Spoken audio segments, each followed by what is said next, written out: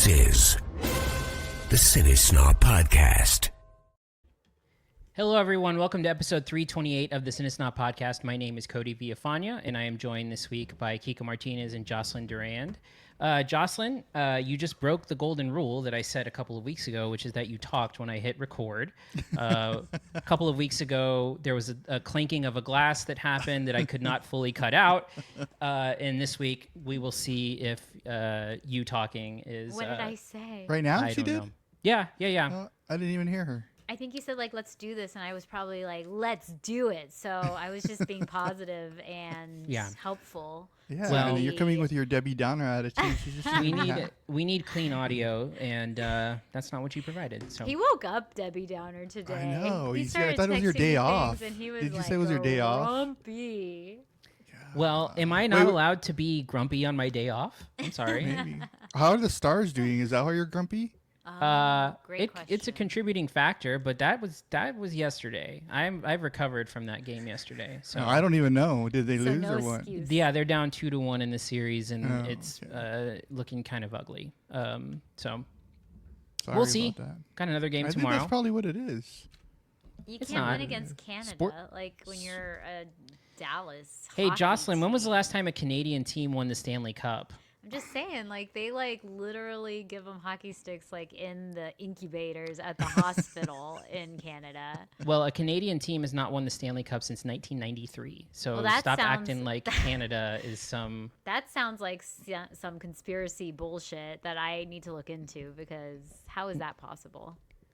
because Canada sucks. How many That's right. teams are in Canada? Blame Canada. Oh, God. Off the top of my head, maybe like 5 or 6. Let's see. Okay. Calgary, Ottawa, Vancouver, Edmonton, Toronto, Montreal. 6? Pretty good. Guarantee the majority of your team is made up of Canadians. Canadian. I guarantee it. No, actually, the majority or a big chunk of the Dallas Stars is from Finland. Oh, how fascinating. Oh, I missed one. I also missed the Winnipeg Jets, who the Stars beat. Yeah. How could you? But yeah, a lot of Finns on the Stars. They're called the Finnish Mafia. There's I love 5 of them. hockey podcasts that I'm on. This Hockey Talk. Oh, podcast everyone's that tuned I out by now. joined. Yeah, nobody cares. Hockey Talk. Nobody cares. But you know what everyone does care about? Biggest movie star in the world was in San Antonio this past week. He was. Tom Cruise, as advertised through his social media account, I guess, popped into, I think, a screening here. He said he was going to pop into some of the first screenings, here at the River Center IMAX Theater. Video spread of all of that. I think it was just basically like a quick intro to the movie, and that was it. It wasn't any kind of like major interaction. And you called it right. You called it from the start when he first made his introduction or his announcement that he was going to be in San Antonio. Yeah, You called the theater and you called the Showtime. you called it Showtime, but I mean the Showtime was online, so Yeah. we'll give you the theater because it could have been one of two. Well, actually, this was the IMAX event, like pre-fan event, which I called the exact showtime it would be at. So, you know what? I don't like being right. I don't like take any kind of joy in being correct about things. I just am sometimes, you know. And most of course the he time. came here because there's a big military presence in San Antonio, and Military City, USA. he's all about that. So I think they did invite a lot of military to the screening. Mhm. For Yeah, Was both it I of like was- them. press? Was it press too, or was it like No. largely like unknown that he was going to be there? I mean, it was an open secret, I guess you could say. I I mean, it wasn't exactly being advertised, but if you put, like no, no connected the professional dots. stations with cameras ready or anything. Well, that's I- kinda Oh, cool. yeah, That's no. I kinda don't think cool. so. I don't think I so. love that, No, and they I didn't love know- his popcorn eating, and I've been loving this whole junket he's been doing. What's the popcorn eating thing? Oh, He you haven't eats it like seen a maniac. He like punches his face. Have you with seen? his hand? So this was referenced. The first thing I thought it was also referenced by the person who did it. Did you guys see this appearance that Nick Kroll did on Conan years ago, where he did a character called like like the 70s eater, like where he was doing a character of like a guy eating like a character in a 70s movie eating during a scene, and he's just like literally throwing french fries into his mouth. It's really funny. Cruise. That was Tom Cruise. That was basically how he was eating popcorn. Yeah. Was it like at the movie theater or just before the movie started or what? No, he's like off to the side and people are just taking video of him and he's like weirdly eating popcorn, like almost like as if a robot was told to eat popcorn. Like that's how it would look. Like someone who had never eaten popcorn in their life. And if you watch some of the videos he's been doing on the tour, like every time he goes to a theater, he asks everyone multiple times if they have popcorn. And then in one conversation he had with someone, he told them that he eats 2 buckets by himself every movie.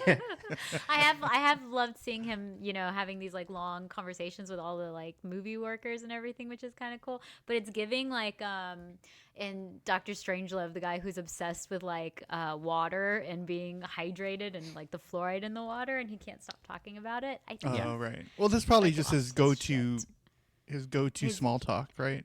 Yeah, but but to a degree where he doesn't know how to be a normal human about it, you know? Where he's like, oh yeah, I love it. I have to eat like 5 buckets, and everyone's like, what? That's crazy. That's way too much, Tom Cruise. Yeah. Well, we could talk about Tom Cruise all day, but it is cool to see him in our town as much of an interesting character as he is. I do wish he said some weird stuff.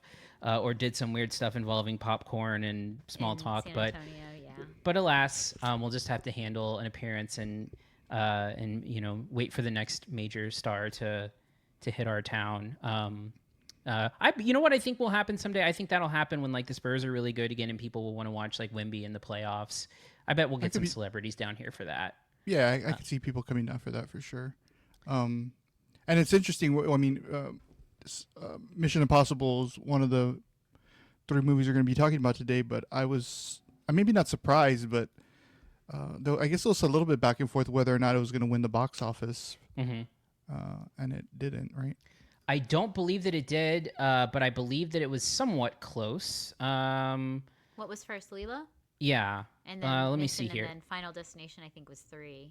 Yeah, so it was right now. The totals are 4-day weekend Lilo and Stitch 183. Oh, it wasn't close. 4-day weekend Lilo and Stitch 183. 4-day Mission Impossible 77.5. Wow. So Lilo like kicked its butt. 100. It did, but like 77.5 million for a second place movie is kind of crazy. Yeah, I think it broke the record for Memorial Day showings or Memorial Day box office. Yeah, overall. It's up 221% from last year's Memorial Day. Oh. And movies are back, baby. Yeah, until the next time something bombs. Because Tom did it. He did it. Just the wrong movie, but whatever. You want to hear something crazy? So get this. Lilo and Stitch, 183 million. The total box office for Thunderbolts, a Marvel movie, 174. Wow. So Lilo and Stitch outgrossed Thunderbolts' entire run so far in a month in 1 weekend. Wow. Box office facts, right? And Stitch didn't even show up to San Antonio. Imagine that. He's so lazy. Could you imagine? He would have done something crazy. Real bad. He would have jumped into the Riverwalk. All right. Well, anyone have any more jokes before we get to some serious stuff? No, we're good. All right. Well, then let's talk some movies. Here are this week's reviews. So first up this week, we have Mission Impossible: The Final Reckoning. So this is, interestingly, a follow-up to what was, you know, the Mission Impossible: Dead Reckoning Part 1. For whatever reason, they retitled this The Final Reckoning. I'm not sure that this is the last Mission Impossible movie. I guess we'll see. But this is the, eighth in the franchise. I had to count. I wasn't prepared. And it is, I believe this is the fourth one directed by Christopher McQuarrie, who, previously it had been directed by individual directors Brian De Palma, John Woo, J.J. Abrams, and Brad Bird. and McQuarrie is kind of taken over and basically has become Tom Cruise's writer at this point. Also, penning the script for Top Gun Maverick, the big hit of a few years ago that saved movies last time, if you recall. And this movie is a follow-up from Dead Reckoning Part 1, a movie that I remember finding to be fine.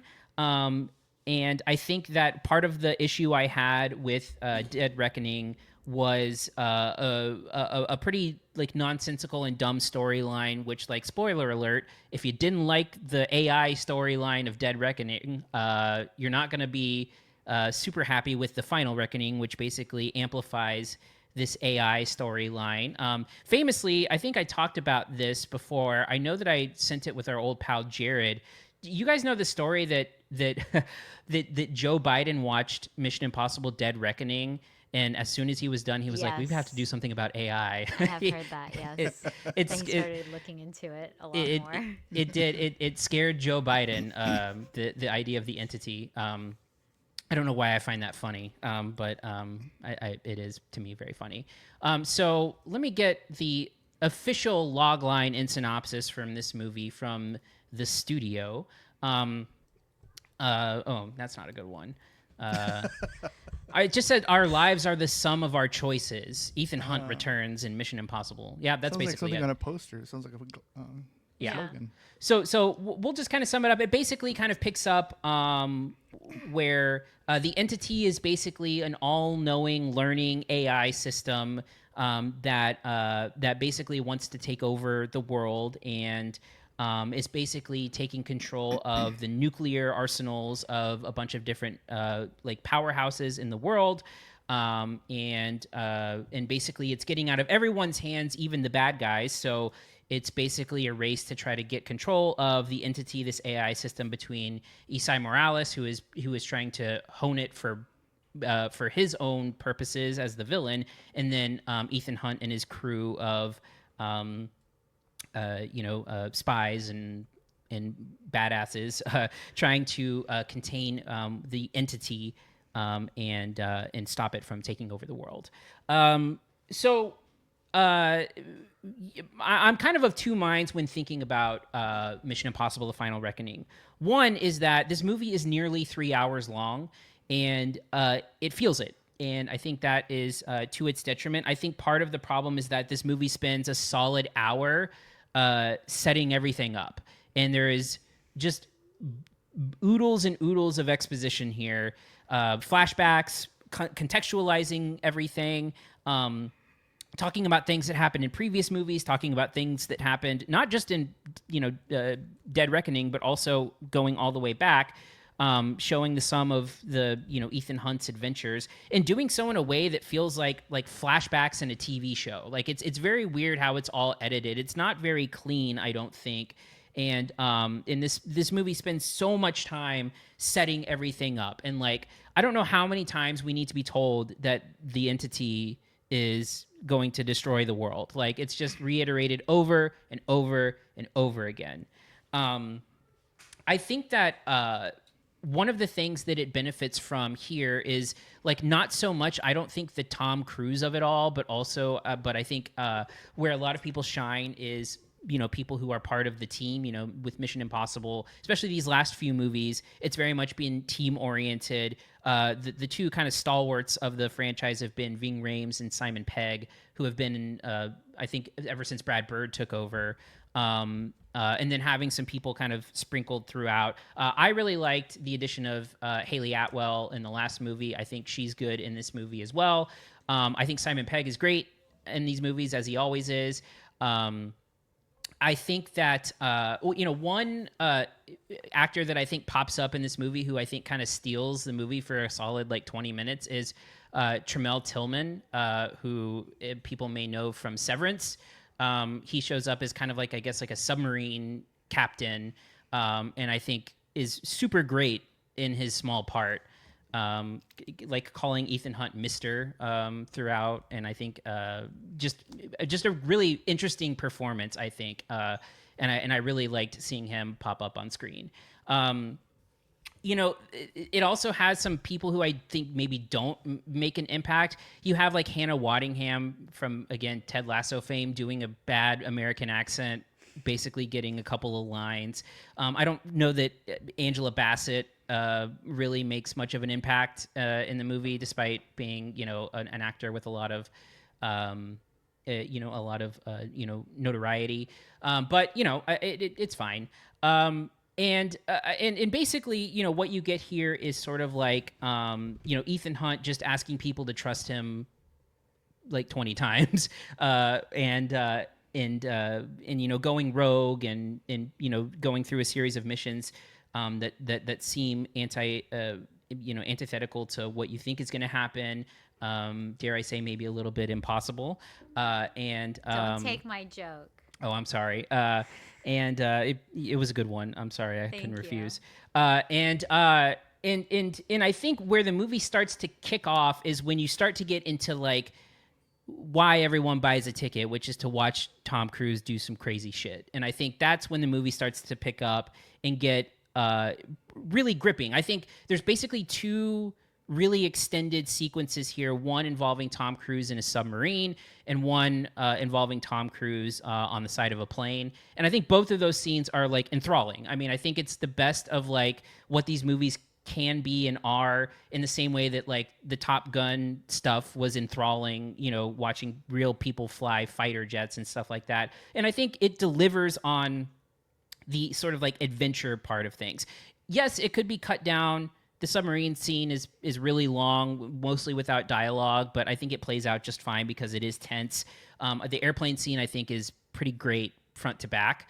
But really what you're talking about is like two mega action sequences filled in with so much dialogue, explaining what's going on, reiterating the consequences over and over and over again, and having Tom Cruise basically try to like justify why everyone should trust him with a weird sprinkling of like a Jesus-y Messiah thing that just is tiny sprinkled in there that feels really out of place. Cody converted.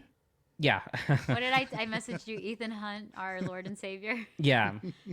So all that to say, I think the movie is very entertaining when it allows itself to be. I think it gets really bogged down with a lot of exposition and repetitive dialogue. But when this movie is like humming as either an action adventure movie, or when you're getting to see the team interact almost like without Tom Cruise in many ways, like you know, there's scenes where like Simon Pegg and Palm Clementieff and Haley Atwell are like doing things separate from Tom Cruise, and I think those scenes really work. I think that there's a lot of chemistry between, you know, the team, and I think I enjoyed that a bit. So for me, I would say like a mixed positive kind of thing, where I think that the adventure of it all, the stunts of it all, is gripping and entertaining enough to get by. But Kiko, you did not get to see this, so Jocelyn, I'll go directly to you. Sure.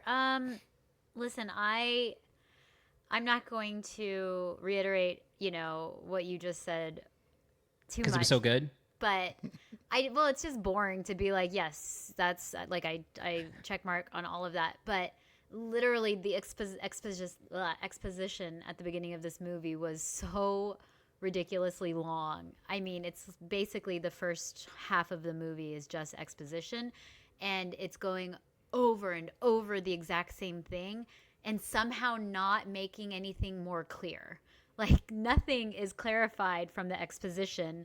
In fact, I had like way more like questions and confusion based on what they were saying. I wish that they had just dove in and just went for it immediately. Can I ask a quick question? Did you see Dead Reckoning? No, I haven't seen Mission Impossible probably since, like, you know, what, the maybe second. Yeah.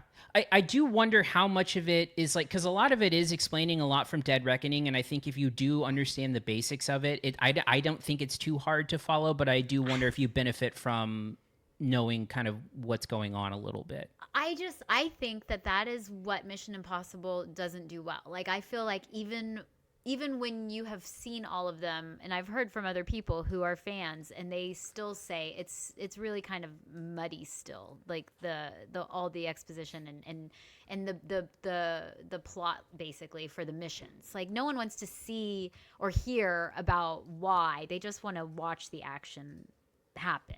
And I feel like they could have kept it really simple, because perhaps maybe they, like you said, were doing that for people who haven't seen the other movies, but the people who haven't seen the other movies don't care. Like we don't want to see, all the reasons why they have to go on this mission. Like You just show want us the damn mission. standalone things. Like get to it. It's so ridiculous. Like, oh my God, the beginning half of this Have movie. any of them been really like standalones? I remember part 3 not really fitting in too much with the first two. Right. Like it felt like its own thing. I think with, that's when I Philip stopped Seymour watching. Hoffman. Yeah, and then when was John Voight? Was that 2 with the helicopter? I think John Voight's the first one, isn't he? Is he? See, it's been a long time, but that's not to say that, I mean, this movie should be able to stand on its own. And maybe if they had done like literally like 1 or 2 scenes about the exposition, it was just like literally the first half of a 3-hour movie. Before they finally got going, and then it was like, okay, great, let's go somewhere. I loved the submarine scene. I like the like you said, no dialogue portions. I thought that was actually like one of the best pieces of filmmaking I've seen this year. Like him in the scuba suit going around this huge submarine was just super haunting and really cool, and it felt really realistic, because it wasn't like he was being superhuman. He's literally just like going off of his training and his skill by sort of managing this like ridiculous situation. And then immediately when he leaves the submarine and he has to literally get from the bottom of the ocean to the top of the ocean without any apparatus in it or anything. I hope that's not a spoiler, but I was like, that is so unrealistic. I can't even, I mean, that's when it kind of jumped the shark for me, when I was just like, all right, this is so silly. And then the plane sequence was additionally like, this is just too silly to take seriously. And I really think that the movie does well, like I said, with that submarine portion, when you can see that it's a real person who's just kind of managing to outsmart his situation, that's when it does well. When he's hanging off of an airplane and it's rolling around and he's somehow to bring his leg up to get back, it's just like, that's literally physically impossible. And I just can't. I can't. So all that to say, there were some great little, I guess, cameos, you can say. There was even like Nick Offerman, a whole whatever from Mindhunter. There was a lot of people in this movie. And, some performances much better than the others. Like you mentioned, the actor from Severance in the submarine as the captain, he just steals the show. Like he's just like so charismatic on screen. You're just like, I will admit, though, there was even a part where I kind of dozed off, and then I woke up and they were fighting, and I was like, oh, great. Okay, we're back to some action, because it's just so long and boring. And, yeah, I know why I've skipped the previous movies after watching this one. I will say these last two are probably some of the weaker ones of the sort of relaunched franchise. Yeah. The couple of ones, particularly Mission Impossible Fallout, is really good. Maybe I'll check that one out. Which is the one where the guy reloads his arms? That's Fallout. Okay, that's really good. Impossible fan, Cody. Well, I'm not really. I haven't even seen the first two, but just covering movies and. But Fallout is so the thing that Kiko's referring to is Henry Cavill is in Fallout, and he's a bad guy. Yeah, and he has this scene where he reloads his arms, and it's badass. Oh my gosh. Yeah, Fallout's a really, really good one. Yeah, definitely. Oh I'm still partial to part 3, though. I really like part 3 a lot. So. Yeah, part 3 has that Philip Seymour Hoffman performance in it, which kind of puts it ahead of most. But I'm gonna end by saying that at least Tom Cruise is just like, he's so charismatic and he's such a great actor. He really is. Like, he is one of my favorite actors working. Like, as I walked out of the movie, there was a Jerry Maguire poster, and I was like, God damn, I love that movie. Like, he's so great when he's great. He just wasn't enough for this one. Yeah. All right, so we'll get into final thoughts and grades. So again, for me, I think that the film does get bogged down by, a repetitive reiteration of the story and the stakes. But when the movie starts to get going with its action sequences, I think that it, is just as thrilling as any other, Mission Impossible film. I like the team scenes. I think there's a lot of, secondary characters who really have a lot to do and are interesting. Again, I think that Simon Pegg is a big standout for me, as is Tremel Taylor. Tremel Tillman. For me, it's just enough to work. I don't think that this is one of the better of these most recent movies, but I do think it's perfectly fine. I'm going to give it a B-. Jocelyn. Yeah, I just really found a lot of it super boring and unrealistic. There was like some bright shining moments, just the things I mentioned. There was a few that I really enjoyed, and I wish that they had done more of that and kind of streamlined it a lot. So I was going to do a C, but I'm going to add a plus for Tom Cruise, just because, man, he acts his little butt off through this whole movie, and he's just like, he's such a star, and he really kind of sold it all. He kind of is the glue that holds it all together. So that's great, and especially for the potentially last film, I'm going to give it a C+. All right. So we will go ahead and move on to the next film, Lilo and Stitch. So I did not get a chance to see this, but the two of you did. So Kiko, why don't you start off by telling us a little bit about this version of Lilo and Stitch and what you thought? Yeah, so just a real quick synopsis. Lilo and Stitch follows a young Hawaiian girl named Lilo, and she's basically struggling to find her place after the loss of her parents. And she lives with her older sister, who is a little bit over her head when it comes to taking care of her. She wishes upon a star and discovers this unusual new friend that comes from outer space, this alien experiment named Stitch, who crash lands on Earth while trying to escape intergalactic baddies. So that's where we are with Lilo and Stitch.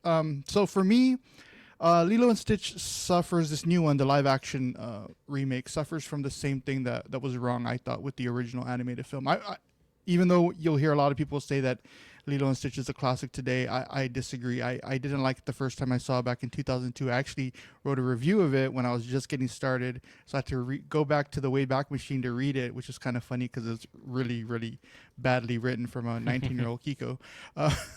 So the title characters are the best things from both movies, the live action one now and the one back in 2002, the animated one. So best things going. Everything else is just really underwritten, uninteresting characters and scenarios. First, we'll talk about actress Maia Kealoha. Now, give this little girl all the movies from here on out, at least until she's 10. Isn't 10 like where the kids start not being cute anymore? I can't remember where it is. But not only is she adorable, she has great comedic timing, I thought, and she can pull at everybody's heartstrings. So any scenes that she has with Stitch or her sister, who should also get credit, that actress, Sydney Agudong, she should also get credit for giving the movie some spirit, and all those scenes are fun, they're cute, and they carry a really lovely message about family. So there's quite a few of those, which is a good thing for the entertainment value of this entire film. Another good thing, Stitch looks great. The animation for him is top tier. I thought anytime Lilo carries him or hugs him or horse plays with him, it looks like she's actually interacting with a real pet or animal. With all that said, my message to Disney now after another live action movie is this: stop. There's absolutely no point in making these things if you're not going to take some chances. And you hire a director like Dean Fleischer Camp, who's coming off this Oscar-nominated live-action, although mostly animated, film like Marcel the Shell with Shoes On, and you can't figure out a way to avoid some of the most terrible plotting of both films. And all that plot devices and the plotting comes from the secondary characters played by Zach Galifianakis in this new one, Courtney B. Vance, Billy Magnuson. The latter of which basically plays a human version of nails on a chalkboard. This guy is so annoying. So like, I don't understand, why are they just rehashing the same plot? It makes absolutely no sense. The central idea behind the original is, these two outsiders fighting each other and creating a bond. And fine, keep that as the core. That's perfect. But get creative with everything else. Screw the Disney purists who want, shot for shot remakes and want everything, exactly the way it's supposed to be. Lilo's fine. She's great. The actress is great. Stitch, the animation is great. The sister is great. Everything else needed to go. I mean, I'll let Jocelyn talk about it if she wants, how they fix the problem of having aliens walking around that they did in the original film. They changed that up a little bit, but I mean, besides that, I mean, what other kind of change or how did they make this better than the original? They didn't. They absolutely did not. And I just found it very uninspiring, some of the choices that they made. Besides the title characters, I couldn't see anything worth watching when it came to this remake. So, All right, Jocelyn, what were your thoughts on Lilo and Stitch? So, sort of unusual. So, I have never seen the original animated Lilo and Stitch. It's just something that I've only seen like clips of. And even though I have kids, we are just not watching Lilo and Stitch. But I did take them to this, and they were quite bored. It was a little, tough for them to get through, especially my younger one who's like 3. But the 4-year-old thought it was a little funnier. But I have had friends who are like, should I take my kids to this? They love the original.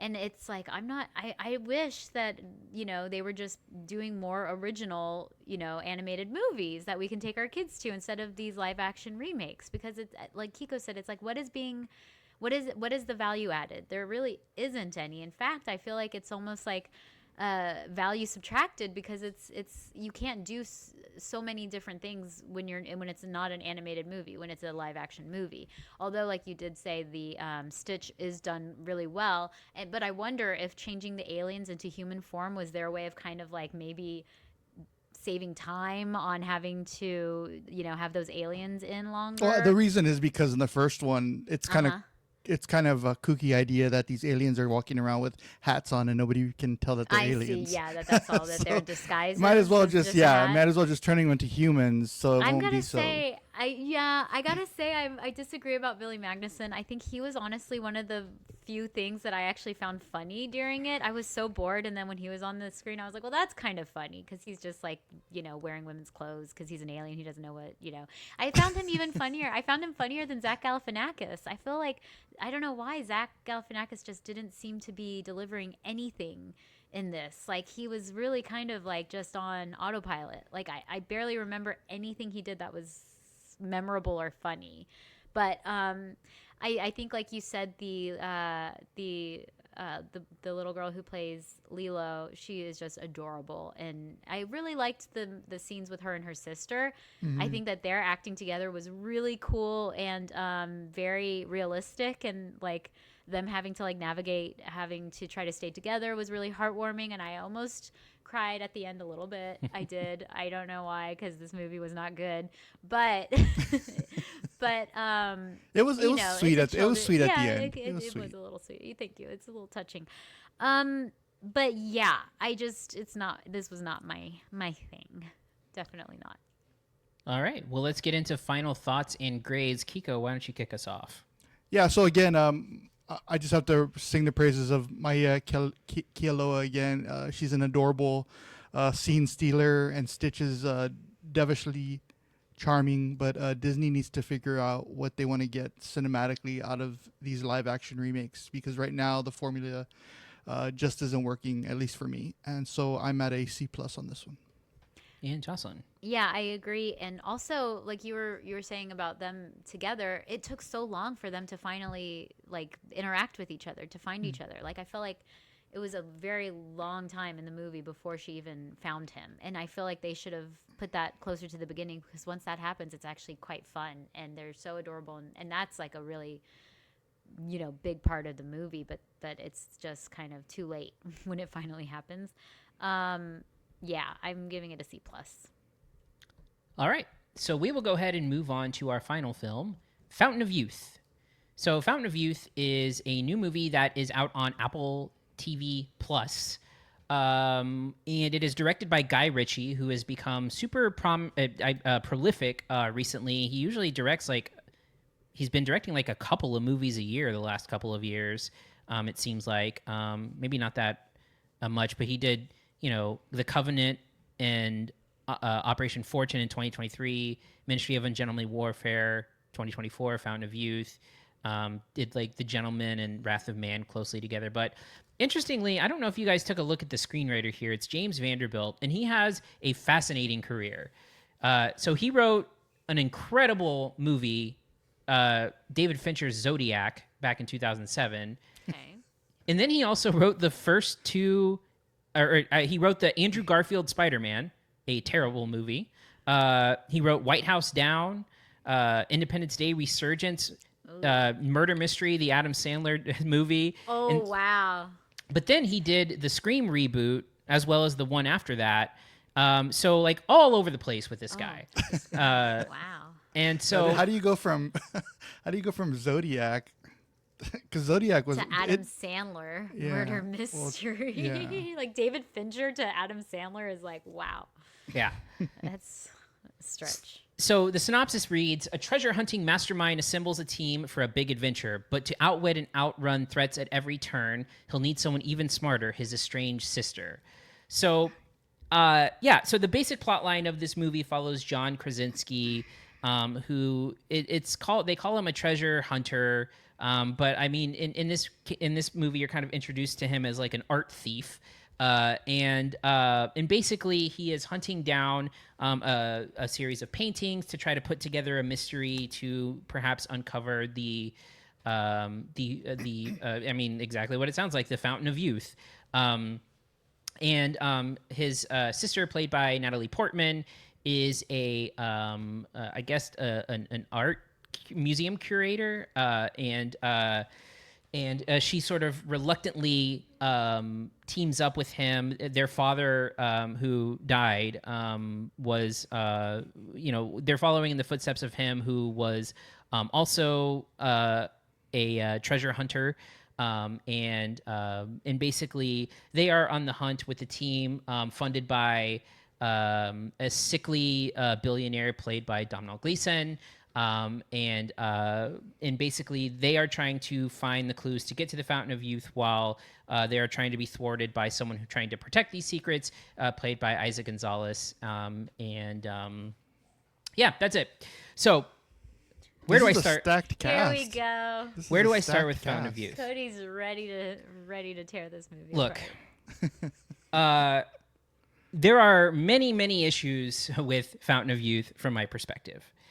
Number one, look, I'm like the biggest Office fan you'll find, and I love John Krasinski in that show. I am not convinced that guy can do anything else other than playing Jim Halpert on The Office, because What about Quiet Place? What? You don't like Quiet Place? Yeah, he doesn't talk. Like, cool. Yeah, that's great. I just don't get it. I liked the Sam Mendes movie Away We Go. I think he's okay in that. But other than that, I don't think he has the charisma that he thinks he has. And I think that's a big problem with this movie, is that he's trying to be this sort of like charismatic adventurer, and I don't buy it at all. I don't buy John Krasinski in this role at all. I think it's a woeful miscast. I just don't. Or in any of the actiony stuff that he's been doing. I mean, Right. Jack Ryan. Yeah, he wasn't. I mean, I haven't seen that, but I'm not interested in it. I feel like it's just such a miscast for a guy who I think is like, again, great in The Office and gives like a really nuanced, like emotional, funny performance. Like none of that is here present. And then you have like Natalie Portman, a great actress who is basically just kind of like sleepwalking through this thing. And I think, number one, I just think building this movie around John Krasinski does not work. Number two, this has one of the more annoying scripts that I have seen in a while. Specifically, it feels like Mr. Vanderbilt, the screenwriter here, had a thesaurus open while he was writing this movie, because for like the first 30 minutes of this movie, every character is talking like in a way that is not a way that like normal real people talk. I love that you're stumbling over your words. This is how people talk, right? People use big words. Cody, no light. No, but seriously, every person is delivering like these. Oh, well, I'm an educated person, and these are the most intelligent words I could possibly use in a situation. Like, it's just the stupidest dialogue you can think of that is so overwritten, where like everyone is trying to like deliver a quirk and use SAT words, and it's just so annoying to me. None of it feels realistic. This is just one of the more overwritten movies you'll ever see. On top of all of that, it is the dullest adventure you could possibly imagine. Like, I think what this is trying to do is give the vibes of like a National Treasure or something like that, or maybe like an Indiana Jones or like something along those lines. And it just whiffs so hard at the adventure elements of it. It whiffs at the sort of like wisecracking, smart, charismatic lead. It whiffs at the family elements of all of this. If you're paying any attention at all, you can figure out exactly what's going to happen with this story, and exactly, maybe who to look at as someone who is going to be involved later in the movie. I think the one thing is like no one is ever going to mistake this for like a $200 million budgeted, blockbuster theatrical must-see experience. And this is the problem, right? This feels like a movie for streaming. And Netflix, Apple TV, like they have figured out how to do awards movies and like really do well with it, like literally win awards. I think Coda was Apple, right? And they won Best Picture. Netflix has had tons of Best Picture nominees. They figured out how to do prestige. What they have not figured out how to do is how to create like a decent popcorn movie. Like, it just feels so glossy. It feels like cheaply expensive, if that makes sense. Just everything has a sort of gloss to it that looks sleek, but and like it has like expensive production design, but doesn't look quite right. And this is just like, this is the type of movie that would come out trying to launch a franchise and a studio would spend a bunch of money on, and then it would make like $10 million at the box office and dud, and everyone would be, calling it like a critical and box office bomb. Mm-hmm. And that is exactly the flavor of this movie. This is like a dime a dozen generic adventure movie. I don't even think, again, the mystery at the center of it, or the adventure at the center of it, which is them trying to find the Fountain of Youth, is interesting at all. It's like a globe spanning thing that I just was never engaged with it. So again, weak performances, it's miscast, it's overwritten, it's dull, it's boring, it's overly glossy, it has no character to it. For me, this movie is a big old turd. So I'm going to go ahead and go to Jocelyn. What were your thoughts on the Fountain of Youth? I'm just curious. Do you like the Sherlock Holmes movies? I haven't seen them. Okay.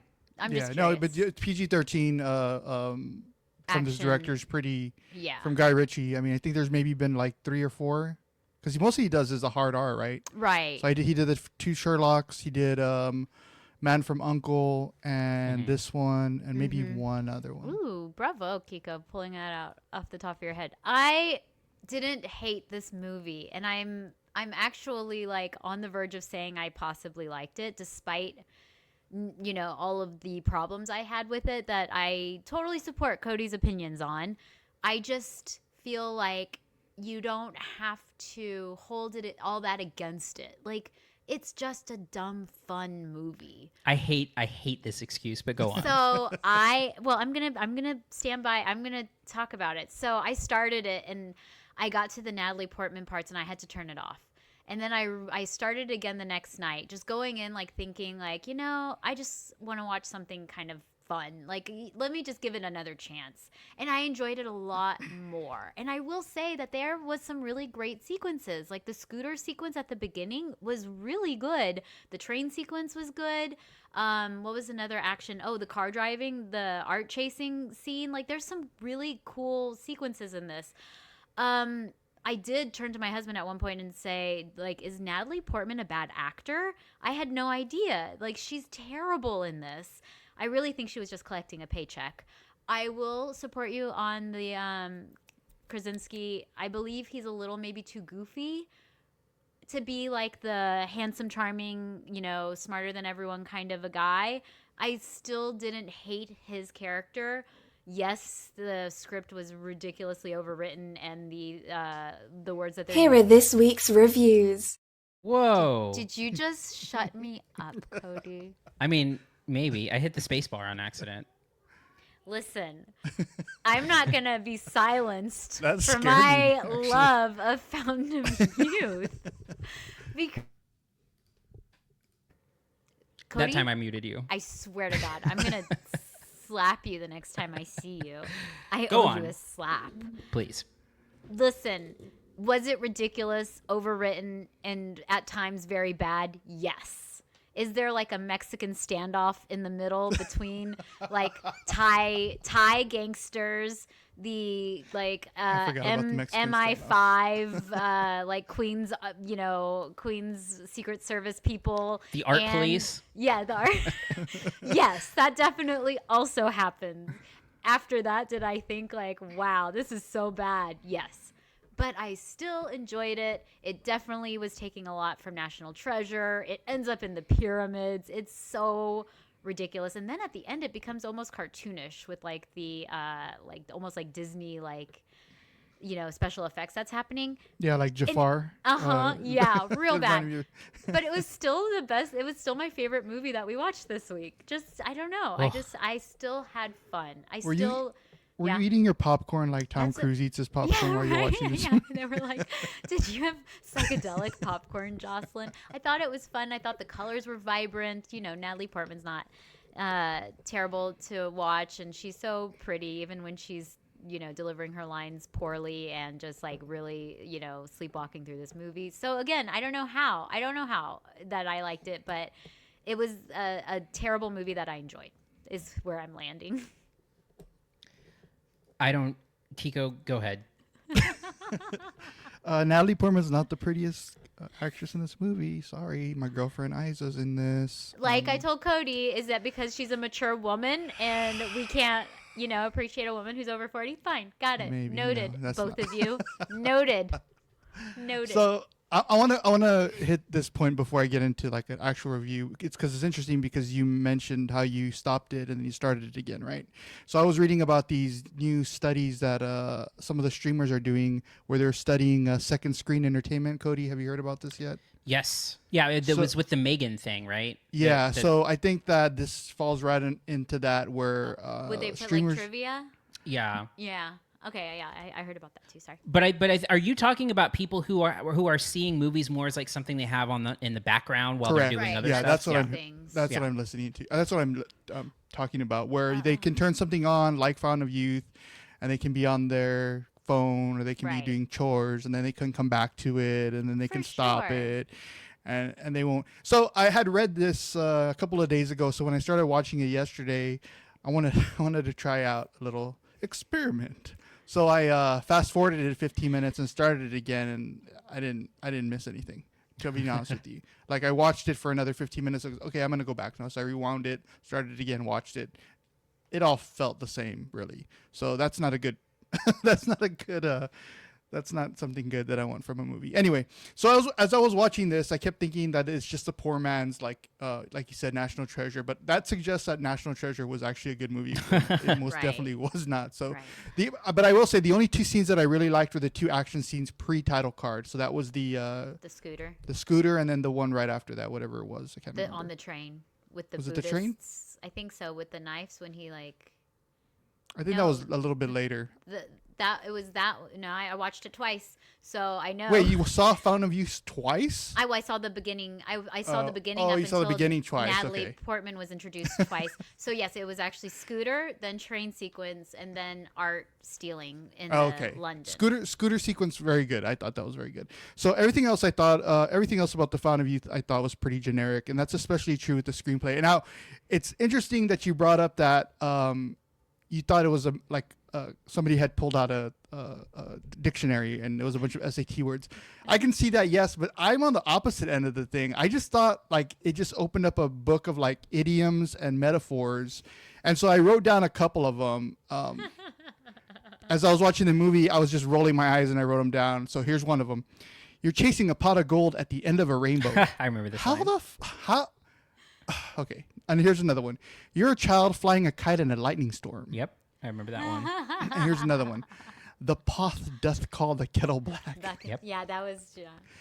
Those are only 3. I stopped writing after that. I like yeah. when she tells the detective something like, "Oh, you're so Mercurian" or something, and he's like, "Oh, what a great!" And she's like, "That houndstooth," and yeah, that was. That's right, the houndstooth thing. So to me, if you're an actor as acclaimed as someone like Natalie Portman, and you're saying those lines or hearing those lines, alarm bells should be going off, right? She needed Like that this movie money, is Kiko. She not needed trying that hard at all. Like, money. how do you not stop and go like, wait, can I say something else? You gotta pay the bills. Like, Kiko. it just didn't You make gotta any pay sense. The bills. So, I mean, we've seen this movie a million times before where, whatever it is, whether we're talking about Raiders of the Lost Ark or something like any other, pick a relic and throw it out there into the middle of the ocean and go find it, right?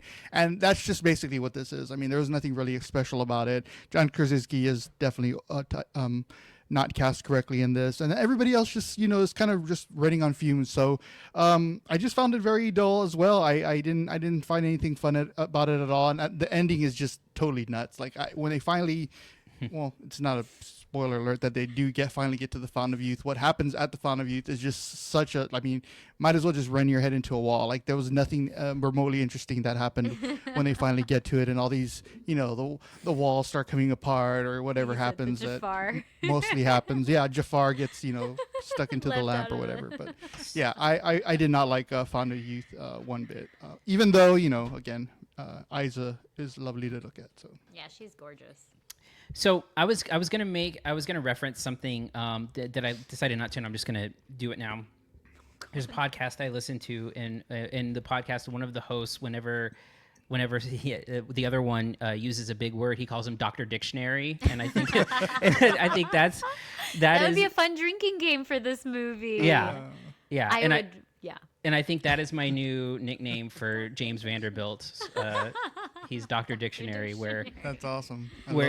Where he just, again, it's just, and again, it kind of fades a little bit towards the end, but when you first meet Natalie Portman and her and John Krasinski go back and forth, they're rattling off these words that just do not sound like the way that like normal people talk. They don't even sound how smart people talk. They just sound. It just doesn't sound like anyone. But anyway, I remember that was the biggest problem I had with Juno. I love Juno so much, but that script was just sometimes trying way too hard. Yeah. So final thoughts and grades. So again, for me, I think that the movie kind of fails on just about every level. I don't think the adventure works. I think that the movie is miscast in many ways, and I think that the script is incredibly overwritten. I usually reserve the D and F scores for movies that I feel are just like inept from a filmmaking perspective. And I don't, it's Guy Ritchie, so I mean, it at least like, again, when I say glossy, that's not either an insult or a compliment. I think it just looks glossy, but there's a lot of camera movement, that you typically see in his types of movies. There is some, decently choreographed action sequences, even if they weren't necessarily for me. But I don't think anything about this movie really works. So I'm giving it a C-. Jocelyn, your final thoughts and score. Yeah, just despite all of that, I still enjoyed it. It still went down easier than Mission Impossible for me and Lilo and Stitch. I don't know. I thought there was some chemistry there, even between the two actors, and we didn't even mention Tucci. The Tooch makes an appearance in the Vatican again. I felt like I was at Conclave all of a He sudden. has a whole like, 3 minutes of screen time. I was like, what? Am I watching Conclave? Like, this is crazy. Yes, This I'm pretty sure most people would. in the middle of this piece of shit guy, but it's still Guy Ritchie, and I think that sets it apart. I still think that he delivers like his stylistic thing that I still enjoyed, and I'm gonna give it a B-. Good Lord. I'm shocked by that. I had fun. Yeah. Don't Kiko. ruin my good time, Cody. Hey, I'm No, I not. think- I'm just said I'm Don't- shocked by it. Don't. I think Guy Ritchie does some pretty good action stuff. Even in this, it's good. So, but I thought this was another globe-trotting adventure flick that makes the target more important than the actual journey to get there. So, unfortunately, I had to call my girlfriend Isa, who's on shoot overseas right now and modeling, to tell her that I was going to give this movie a C-. So, sorry, Isa. All right, Isa, we apologize. We apologize. I don't No. apologize. I had fun. I thought it was great. All right. Well, then we're going to go ahead and wrap up here. So next week, we have a couple of films, starting with Karate Kid Legends. This is going to be a Kiko-centric kind of thing, as Kiko is a Karate Pumping my Kid fist. super fan. I have my Karate Kid poster back here. I was Yeah. going to pull it, but I can't reach I it. didn't know you were a Karate Kid super fan. Yeah. We also have a movie that Jocelyn and I have seen already, called Bring Her Back, a horror movie that was part of the mystery screenings on Monday of this past week. And we separately went to our chains and watched that. So, we will have a review of that film. I think there's also a couple of other smaller movies that are coming out. I think there's one called Tornado that's opening here. I have to look. What is that one about? Oh, It's about a woman and her cat, an old woman and her cat, and his name is Tornado. No, it's not. I'm just There's no kidding. tornadoes in it? I was just trying to think of the It- most it is ridiculous thing about- that Tornado could be about. It's set in the rugged landscape of 1790s Britain. Tornado is a young and determined Japanese woman who finds herself caught in a Oh perilous my God. situation I when was she right. and her father's traveling puppet Wow. samurai show crosses paths with a game of ruthless criminals. I almost had it, except for puppets instead of cat, but samurai and puppets, what? That is interesting. I Hmm. Yeah. I did see Jane Austen Wreck My Life already, Oh, yeah. which I think Interesting. Jocelyn would enjoy that one. Really? Yeah, well, I- it's a French woman, right? Who's going to the Yeah, she's gonna Writer. go to Jane Austen writing right. summer camp or something. So. Yeah. So I've I'm been not looking forward to that. Sorry. I'm not sure which of these actually open beyond Karate Kid and Bring Her Back. Oh, Tornado does open here, so we'll probably cover that. Yeah, you can have that to look forward to. Again, we are in summer movie season, as we will mention. Karate Kid Legends is the next big one. I don't really know. I don't have a lot of Karate Kid memories. I haven't seen any of Cobra Kai. I'm just... When you Yeah. said I was a Karate Kid super fan, that's not technically true. I'm a Ah. Karate Kid original 1984 movie super Right, fan. yes, It's yes, the yes. only The- it's the only movie that's worth the crap. But you've watched Cobra Kai, right? I watched the first few seasons. I haven't seen the whole thing. You don't like the Jaden Smith Karate Kid? Actually, that wasn't terrible, but I think it's decent. yeah, it wasn't terrible. I came out of the movie theater hating myself for liking it more than Oh, I remember that. I remember remember? that. Yeah. because Yeah. I went in like, they shouldn't be remaking the greatest movie from 1984, and then I came out, I was like, damn it, that didn't suck as bad as I thought it was. Let me do it. Let me see if we can pull up your review. Oh, do you want to guess what you gave it? I'd probably give it a B. Yes, you gave it a B. I'm Which- pretty good at remembering my grades. That's pretty good for a remake of one of your favorite movies of all time. Like that's really not bad. So this movie is bringing together Jackie Chan from that one, Ralph Macchio, tying the two worlds together. Cool. And yeah, we'll see what happens.